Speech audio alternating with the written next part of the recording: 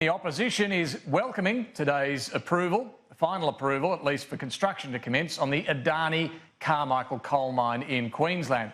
The Greens, however, not so impressed. And the Greens Senator Larissa Waters from Queensland joins me now. Senator, thanks very much for your time this afternoon. What is your reaction to this state groundwater approval for Adani today?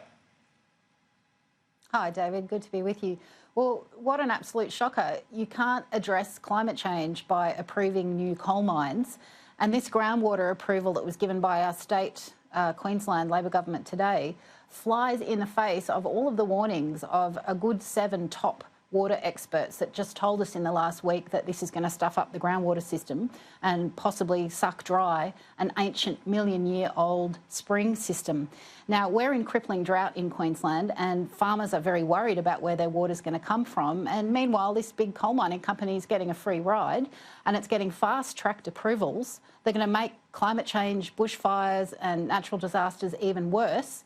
And to boot, they're going to get a royalty holiday. So I think there's a lot of people today saying, what is Queensland actually getting out of this?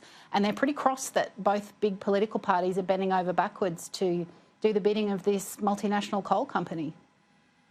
Let's just go through some of the things you said there. Fast-tracked approval. This has been 2 years since they submitted this particular minor proposal, 9 years since their original one. How is that a fast-tracked process? Well, the fact is they didn't provide enough information at the time. The various government departments kept having to go back to Adani saying, look, you haven't answered that properly yet. We need you to actually answer that. And now they have. And it took them a good 12 times. Well, if they actually wanted to do a decent job, then they would properly understand the connections of the groundwater systems that are at issue here. But in fact, if you listen closely to what our State Environment Minister said today... Are you saying the experts haven't looked at what they've actually presented? Are you saying there's something wrong with the expert regulators who've made this decision? Well, I'm saying two things. Today, the Environment Minister admitted that they only got Adani's final plan yesterday. So they've had less than 24 hours for their experts to properly examine it. And as part of the approval given today, they've also said that they accept that they don't fully understand the groundwater interactions here and they're going to require Adani to do more studies over the coming 2 years. So they're really accepting and acknowledging that there's still a level of scientific uncertainty here, which is precisely what the water experts who are genuinely independent said just a couple of days ago. So this isn't a good process. It's been fast-tracked when our state Premier, Anastasia Palaszczuk, basically came out post-election and said, I'm sick of waiting. Well, it's been a clearly politicised process. If they had done these studies properly, then they would wait to give final approval until they actually understood the genuine consequences on water and on the climate of these sorts of decisions. Well, that's why I say it's been fast-tracked. Under the approval today, and as Adani has agreed, there'll be no underground mining, but they'll be able to proceed with box-cut mining on the surface in the interim while they do that work that you mentioned there. What's wrong with that process? Well, what's wrong with the process is that this is a massive climate bomb. And if we're serious about acting on climate change, then this approval should never have been given. And the climate impacts of this mine would have been considered as part of the approval process. Now, we know that they won't. But if we had such a climate change trigger, would that mean no coal mining, future coal mines can go ahead?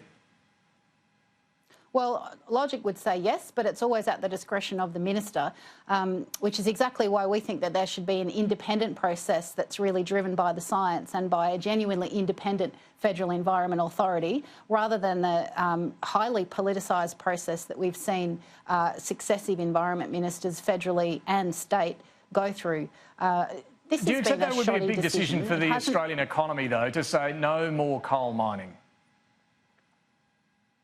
Well, if we look at the economic impacts of continuing climate change and if we look at the possibilities that will flow, the jobs possibilities, the revenue possibilities from clean energy investment, then even on the economics of it, and a transition to a clean economy stacks up.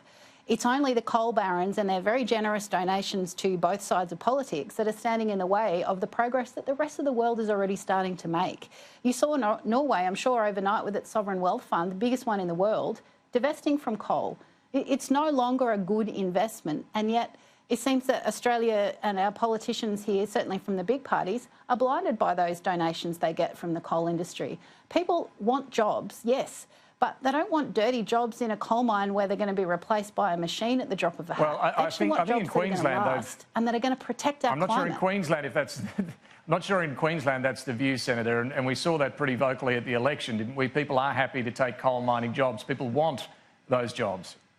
Well, with respect, I don't agree with that assessment. I think it's clear that Queenslanders want jobs, of course, but they haven't actually been given any viable alternatives. It's been very much a take it or leave it, Adani or nothing.